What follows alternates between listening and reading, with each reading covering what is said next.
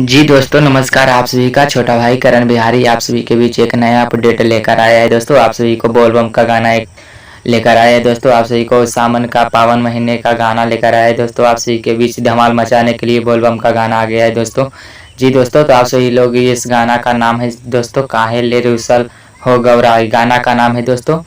ये गाए हैं दोस्तों अनिरुद्ध चौहान ने गाए हैं। दोस्तों ये गीत गाए लिखे हैं दोस्तों योगी जी ने गीत ये लिखे हैं दोस्तों।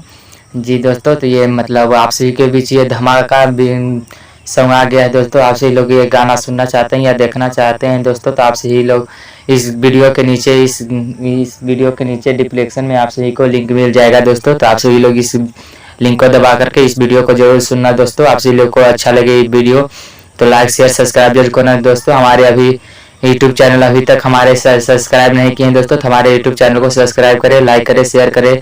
जी दोस्तों तो अभी तक मेरे ऑफिशियल चैनल को सब्सक्राइब नहीं किए होंगे दोस्तों तो मेरे ऑफिशियल चैनल को सब्सक्राइब भी की लीजिएगा दोस्तों।